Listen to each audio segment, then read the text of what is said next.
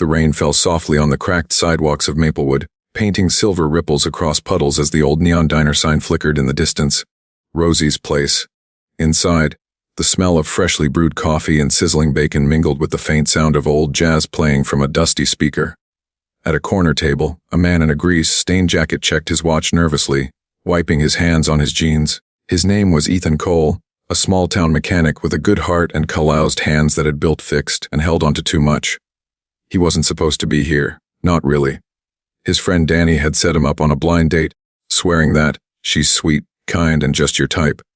Ethan didn't know what his type was anymore, ever since his wife passed 3 years ago, leaving him to raise his 8-year-old son, Luke, alone. Love had been something he fixed for others but not for himself. Still, he wanted to try. Maybe for Luke, maybe for the loneliness that crept in after dark when the house grew too quiet. He looked around the diner, trying to spot his date. He didn't know her name. Danny said her friend would recognize him. Then his eyes landed on a young woman sitting by the window, her auburn hair pulled into a neat bun, her soft beige dress perfectly ironed. But what caught him wasn't her beauty. It was the quiet sadness in her eyes, the way she stared out into the rain as if waiting for something she didn't believe would ever come. Ethan hesitated, clutching the small box of chocolates he'd picked up from the gas station on the way. A simple, humble gift. Here goes nothing, he whispered and walked toward her table. Are you Anna? He asked awkwardly, scratching his neck.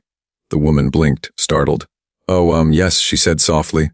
Her voice trembled just a little. You must be Ethan. Relieved, he smiled, took the seat opposite her, and tried to calm his pounding heart. Yeah, that's me. Hope I'm not too late. Oh, she smiled politely.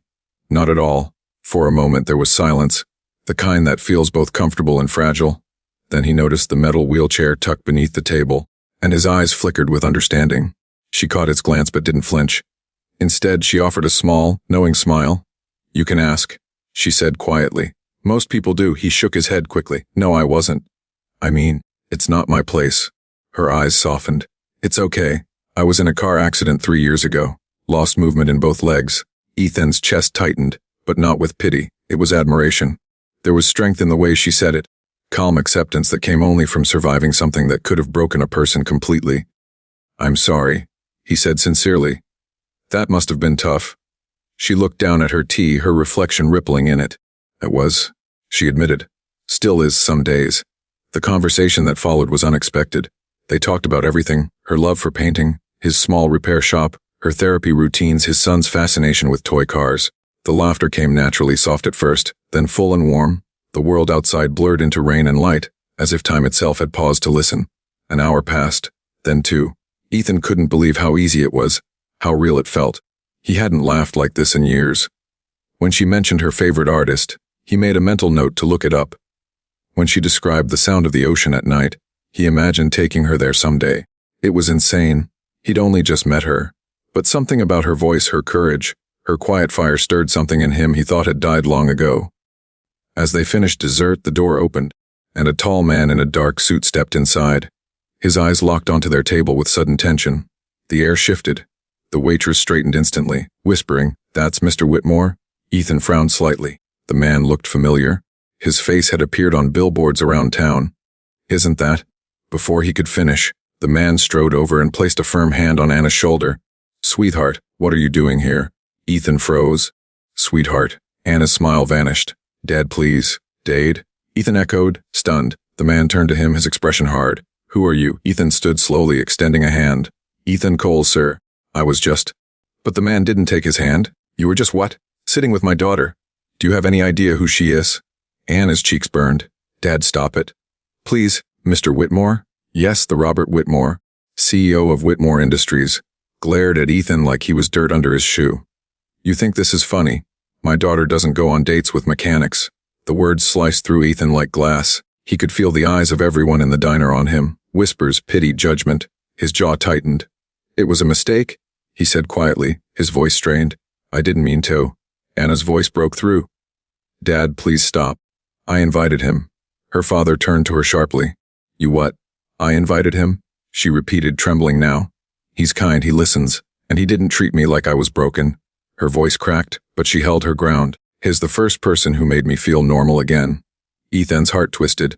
He wanted to speak, but words failed. Robert's voice dropped, cold and final.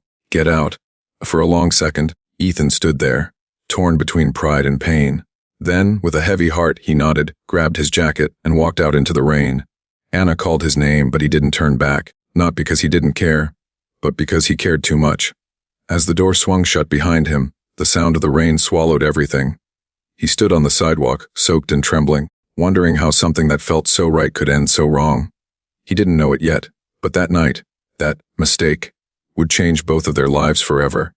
Because sometimes the wrong table leads to the right person, and fate, cruel as it may seem, was far from done with them. To be continued in part 2. The night air was cold, the kind that clings to your bones and makes silence feel heavier.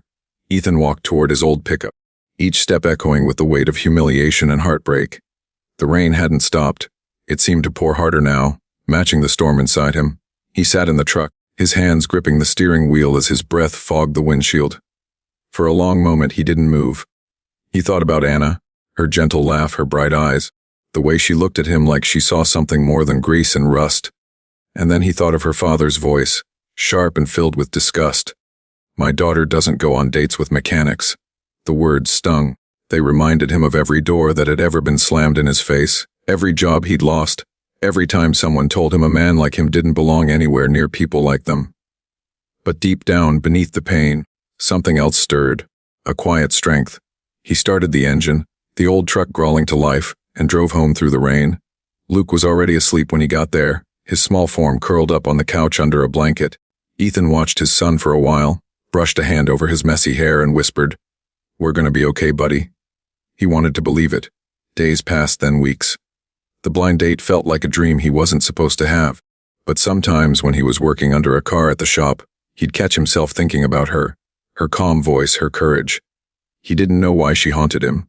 Maybe because she'd looked at him like he mattered. Meanwhile, across town, Anna sat in her art studio surrounded by unfinished paintings. Her hands trembled slightly as she mixed colors on her palette. The fight with her father had left a deep wound, not just because of his words, but because she realized how much fear ruled his love. He wanted to protect her, but in doing so, he built walls so high that even she couldn't breathe behind them. She remembered Ethan. The way he smiled awkwardly, how he didn't pity her, how his laugh warmed the cold spaces in her chest, and she missed him. One afternoon she made a decision that terrified her.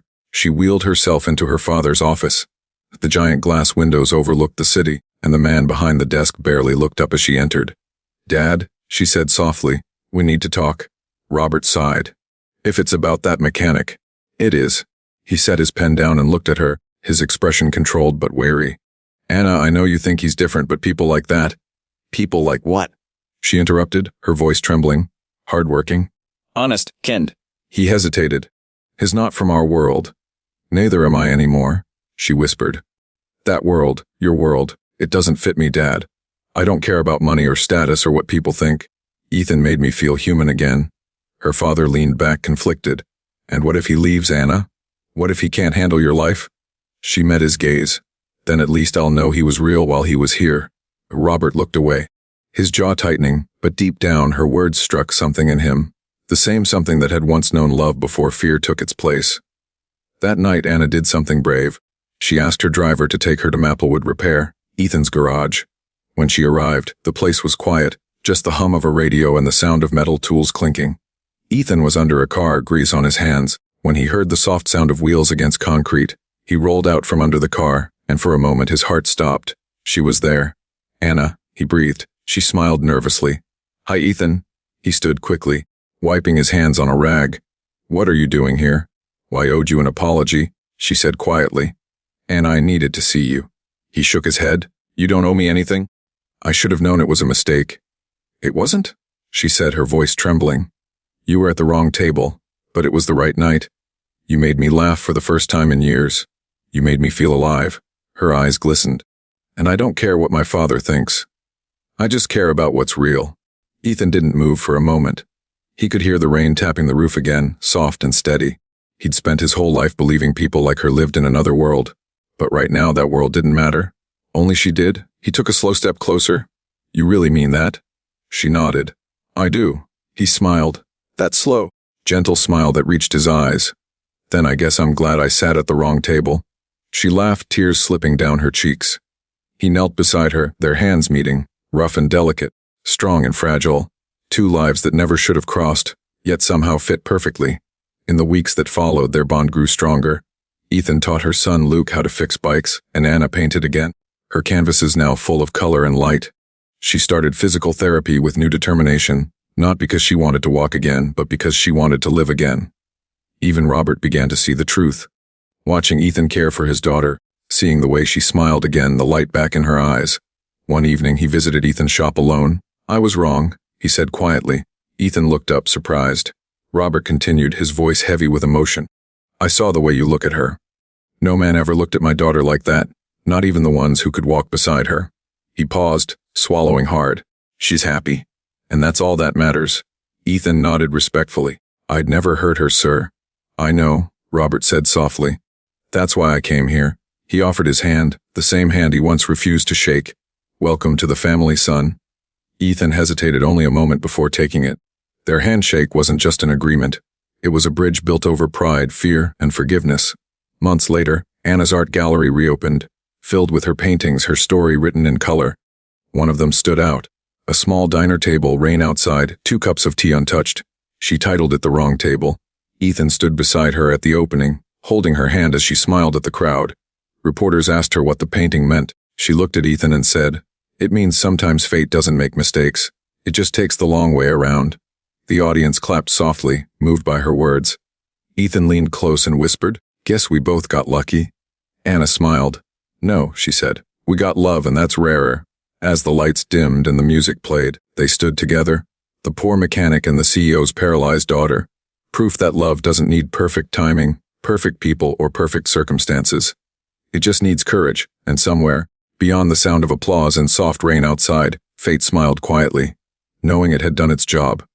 Because sometimes sitting at the wrong table leads you exactly where you're meant to be. The end.